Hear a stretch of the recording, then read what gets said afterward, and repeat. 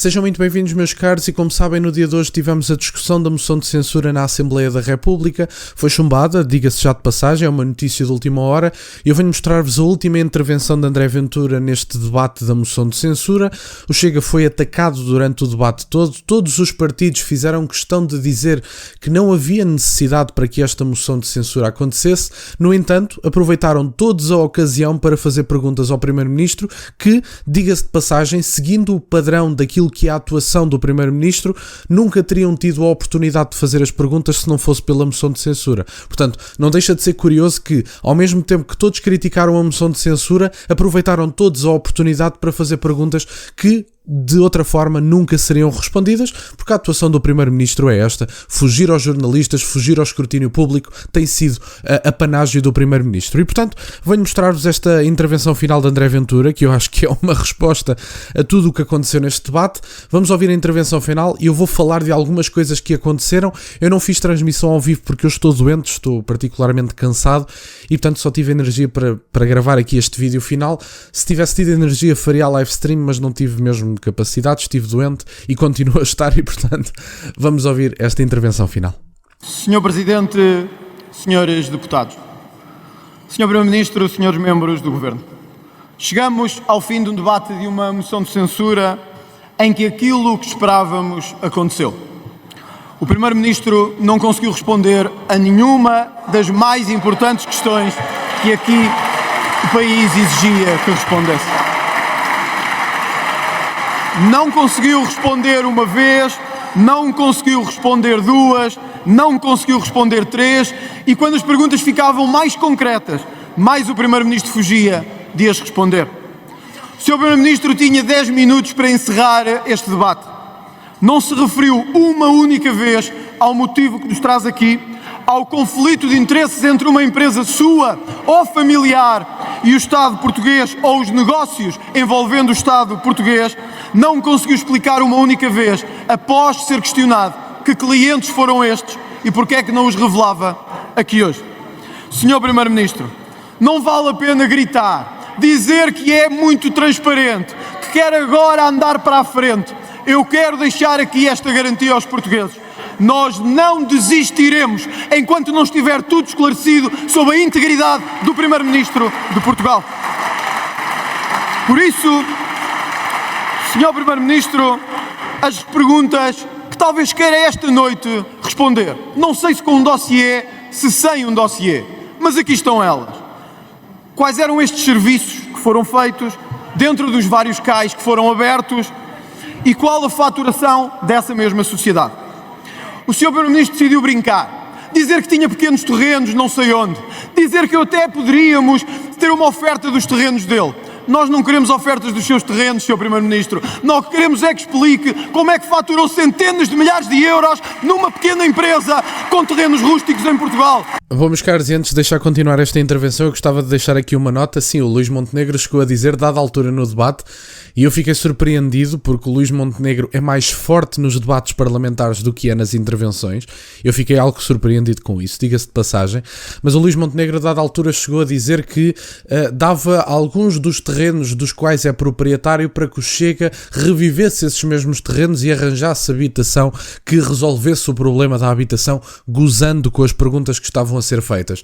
Eu acho que o Luís Montenegro, ao mesmo tempo que disse que, ele não vai revelar quem são os clientes por causa de questões contratuais, mas os clientes, por iniciativa própria, poderiam revelar eles mesmos quem são e que tipo de serviços é que a empresa de Luís Montenegro, ou da família, ou da mulher, ou de quem ele quiser, prestavam a essa mesma empresa.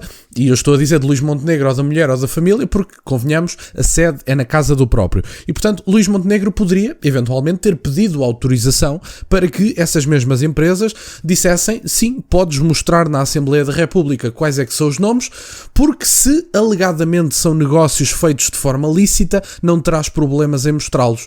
Meus caros, eu sei que isto pode parecer excessivo, pode parecer demais, pode parecer uma coisa desproporcional, mas nós temos que ter a noção que quem não quer ser lobo não lhe veste a pele, como se costuma dizer. E, portanto, se Luís Montenegro esteve disponível para os louros e para as partes positivas de ter um cargo público e de exercer publicamente, tem que estar disponível para as partes negativas, que é mostrar eventualmente quais é que são as suas participações em determinadas empresas.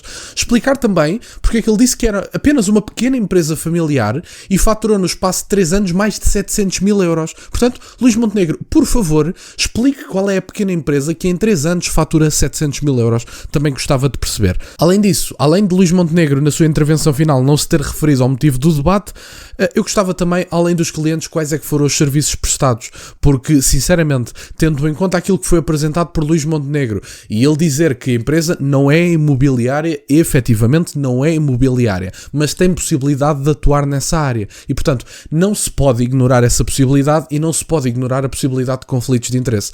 Depois, Luís Montenegro revelou imensas coisas da sua família particular que em nada respondiam às perguntas, nomeadamente do Partido Socialista. A Alexandra Leitão, no fim, chegou a dizer: o Sr. Primeiro-Ministro não respondeu às perguntas. Portanto, não me ouçam a mim, ouçam a Alexandra Leitão, líder da bancada parlamentar, se não me falha a memória, do Partido Socialista. Portanto, não me ouçam a mim, ouçam o Partido Socialista. Vamos ouvir o resto.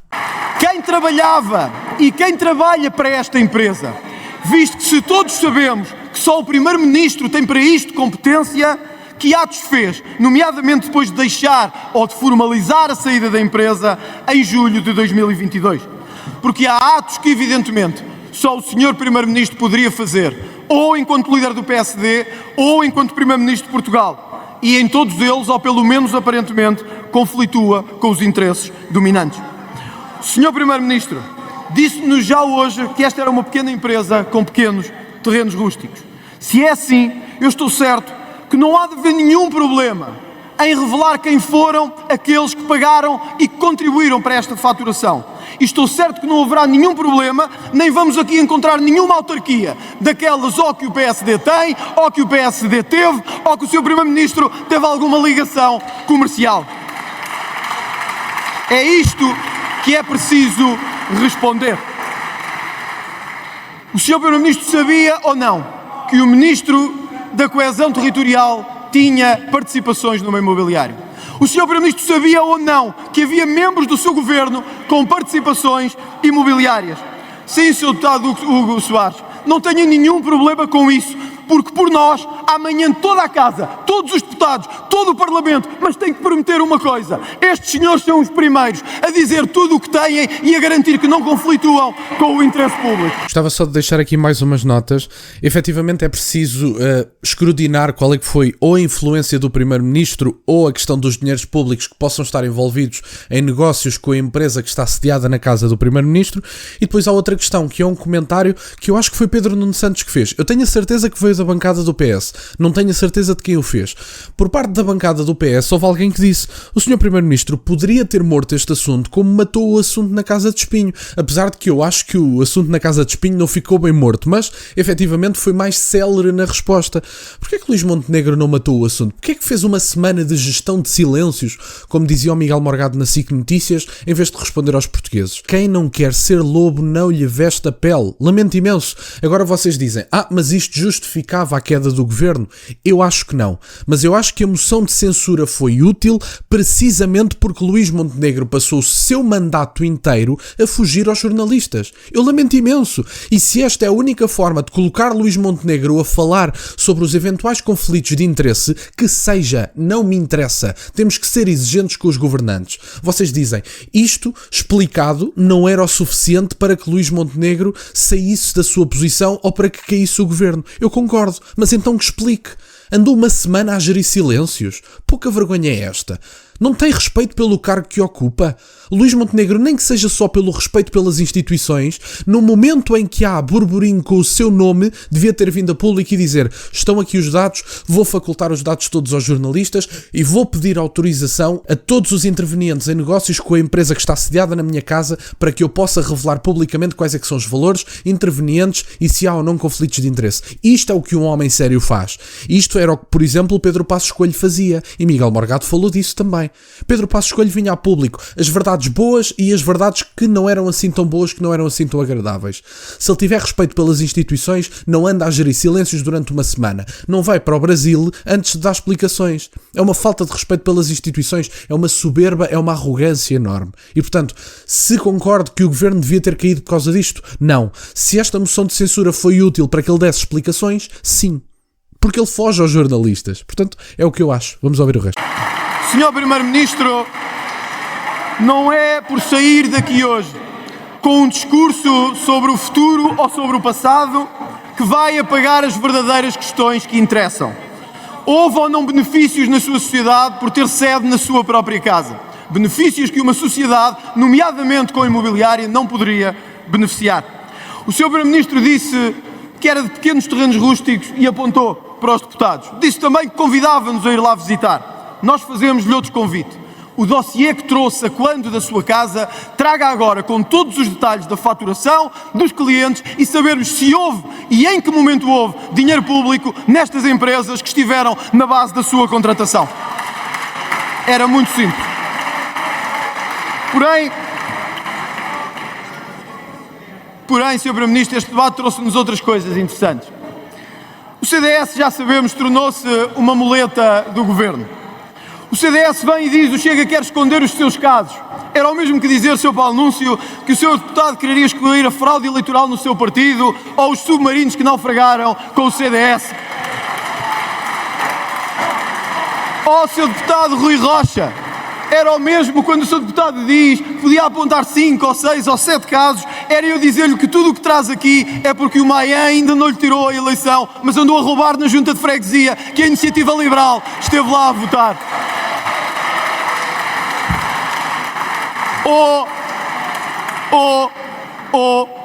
Quando sabemos que donos de empresas de comunicação social fazem donativos à Iniciativa Liberal e vêm aqui dizer transparência. Não, Sr. Deputado Rui Rocha, transparência é quando a nossa própria casa é mais desgovernada do que um bacanal, que é o que acontece na Iniciativa Liberal. Bom, meus caros, sobre a muleta do CDS acho que não há muito a dizer. Sobre o caso da Iniciativa Liberal, podem estar muito satisfeitos com a trafolhice do Tiago Maia, porque o próprio admitiu que falsificou assinaturas. Portanto, se vocês aqui estão hoje, é porque foram assinaturas falsificadas anteriormente. Isto é muito giro, apontar para a casa dos outros. E estava o Rui Rocha todo contente, até parecia que tinha carisma, nem parecia, como eu costumo dizer habitualmente, nem parecia a batata cozida do costume.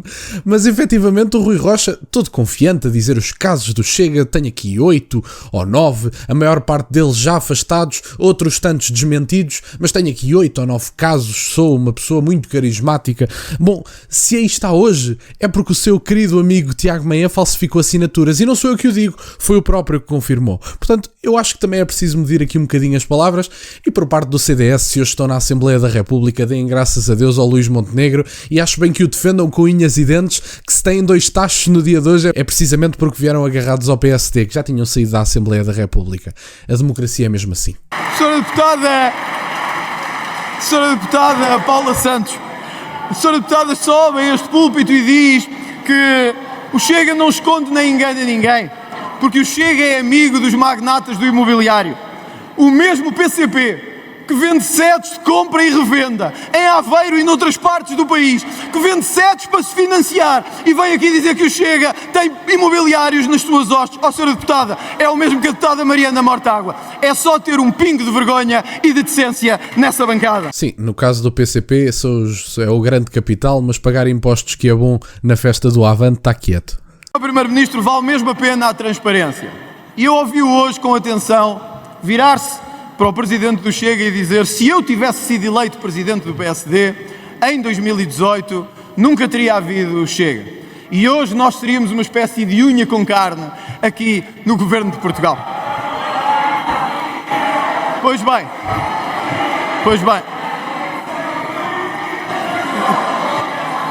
Parar o tempo, dá-te um bocadinho. Só um minuto. Senhores deputados, para o Sr. Deputado poder continuar. Sr. Deputado, faz favor. Senhor Primeiro-Ministro, existe em toda a nossa história uma única foto entre nós.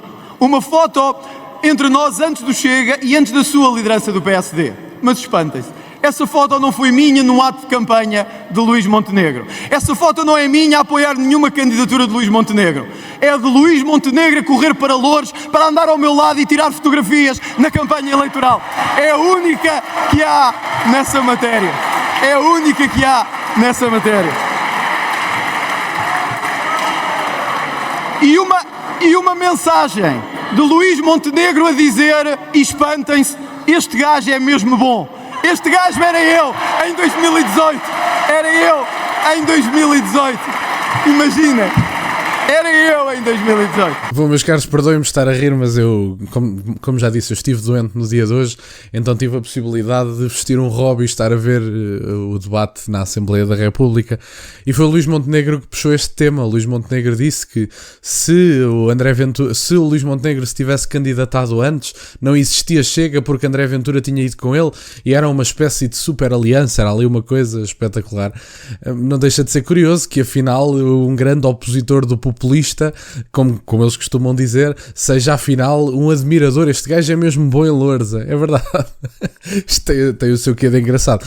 E obviamente que estes momentos tinham que acontecer. Foi Luís Montenegro que puxou este tema no dia de hoje.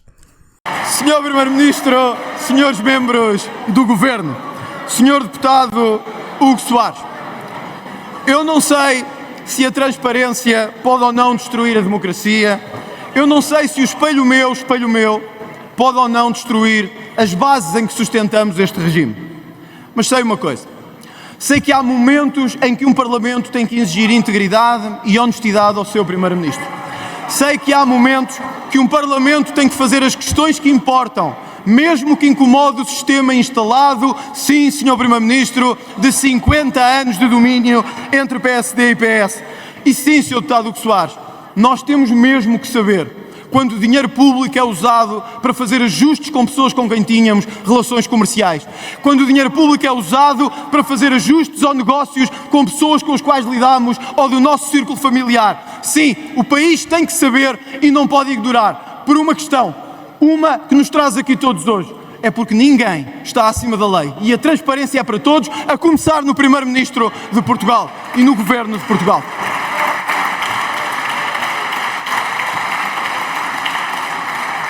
Senhor Primeiro-Ministro, senhores membros do Governo, o ato falhado da sua última declaração mostra bem como não quis responder a Portugal e como o Parlamento terá de desencadear agora outros mecanismos de fiscalização sobre aquilo que ficou mal esclarecido em toda esta situação. Nós sabemos porquê. O PSD quer olhar para o lado. Os deputados do PS preferem não tocar no assunto. Não vá o assunto dar a volta e cair na bancada do Partido Socialista. Foi o sistema que se protegeu durante anos, agora a fazer exatamente a mesma coisa.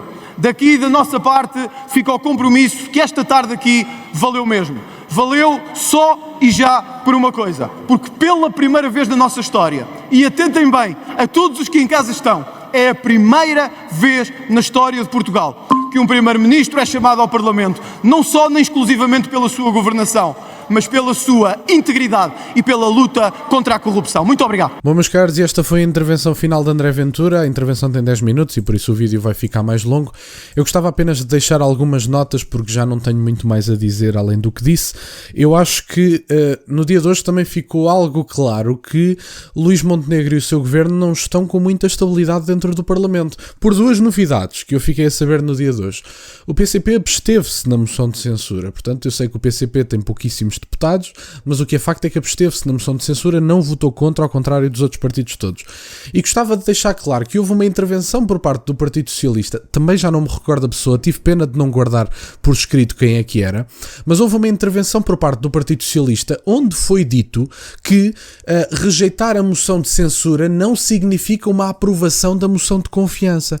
Portanto, talvez no dia de hoje, se tivesse sido no dia de hoje ou num dia posterior, não interessa que dia que é, mas se um dia destes for apresentada uma moção de confiança, Luís Montenegro arrisca-se a não a ter aprovada, porque o Partido Socialista já disse que não acompanhar a iniciativa do Chega não significa aprovar a moção de confiança. Portanto, Luís Montenegro, só para verificar se calhar a sua legitimidade, tendo em conta as declarações do Partido Socialista, apresenta uma moção de confiança.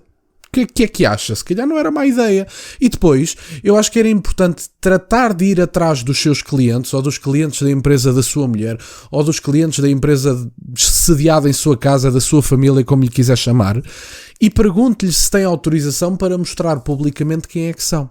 Porque o Luís Montenegro deu liberdade aos seus clientes, aos clientes da família, para que individualmente tomassem a iniciativa de mostrar quem são e o que fizeram com a empresa do Primeiro-Ministro. Se assim o é, porque é que o Dr. Luís Montenegro não pede autorização aos seus clientes e mostra publicamente quem é que são e que atividades é que desenvolveram, que lucros é que vieram daí, que participação ou não de dinheiros públicos é que houve e que mais pessoas é que estão envolvidas? Porque é que um dos ministros, acho que era o da Coesão Territorial, vendeu uma participação de uma empresa imobiliária na última semana? Foi porque começou a haver murmurinho mediático? O que é que acham? Acham que alguma destas coisas tinha acontecido sem a moção de censura? Mais uma vez digo, a moção de censura tem um objetivo sim, que é fazer cair o governo. Mas a moção de censura foi importante para que houvessem declarações do Primeiro-Ministro. Primeiro-Ministro esse que passa a vida a fugir dos jornalistas e depois manda o líder da bancada parlamentar falar no canal News Now para o defender. O Primeiro-Ministro não tem boca. Não tem como se defender, não tem os documentos, não tem os conhecimentos, não tem a noção do que se passa numa sede sediada em sua casa, arranja documentação e venha a público mostrá-la. Tem que se colocar no escrutínio público. É Primeiro-Ministro de Portugal, por amor de Deus. As pessoas olham logo diretamente para a moção de censura. Eu também não concordo com a moção de censura que fizesse cair o governo, porque eu acho que antes das explicações de Luís Montenegro, eu acho que ficaram explicações por dar. Ele não dar explicações não é obrigatoriamente sinónimo dele ser corrupto, mas é um indício complicado. Porque é que ele anda a gerir silêncios numa situação que deveria vir a público esclarecer? É tão simples como isto. Portanto, a moção de censura teve utilidade por uma simples razão. Porque apesar dessa utilidade não ter sido reconhecida pelos outros partidos, essa utilidade foi utilizada, passa a redundância, por parte dos outros partidos, porque todos aproveitaram a ocasião para fazer perguntas ao Primeiro-Ministro. E esta é a razão pela qual a moção de censura fazia sentido. Porque o Primeiro-Ministro passa o seu mandato a fugir dos jornalistas. E se passa o mandato a fugir dos jornalistas, provavelmente tem alguma coisa a esconder. Isto é instintivo, por amor de Deus. E, portanto, é o que eu acho. Luís Montenegro, quem não deve não teme. E, portanto, eu sugeria que pedisse autorização aos seus parceiros de negócio, aos parceiros de negócio da sua família, para que se revelasse a identidade dos mesmos. Até porque o Luís Montenegro já revelou a identidade de um deles, portanto, se revelou a identidade de um deles, eventualmente conseguirá autorização para revelar a identidade dos outros todos. Portanto, revele quem são os seus parceiros de negócio, os lucros, a participação ou não de dinheiros públicos, a sua influência ou não nesses mesmos negócios e porque é que passou a gestão da empresa para a sua mulher sendo que está em comunhão de bens. Porquê? Porque é que passou? É advogado, não sabe disso. É formado em Direito, não fazia ideia disso. A pessoa comum é normal não saber disso. O Dr. Luís Montenegro, formado em Direito, se calhar tinha a obrigação de saber. Portanto, das duas uma. Ou é um mau homem de negócios ou é um mau advogado. Das duas uma. Mas bom, era isto que eu tinha para partilhar. No dia de hoje vinha apenas mostrar esta intervenção. Como veem, a minha voz está o que está e, portanto, foi o que eu consegui gravar no dia de hoje. A live stream obrigaria a 2-3 horas de live stream. Eu não tenho energia para isso e, portanto, vim partilhar o meu parecer através deste vídeo. Espero que tenham gostado. Quero-vos agradecer imenso por estarem desse lado. Deixem só o gosto neste vídeo e subscrevam o canal. Deixem também a vossa opinião nos comentários, que eu já agora também gostaria de saber o que é que vocês acham. Tem as minhas redes sociais e o MBA na descrição, para o caso de quererem fazer alguma doação. E nunca se esqueçam, meus caros, questionem tudo. Até à próxima.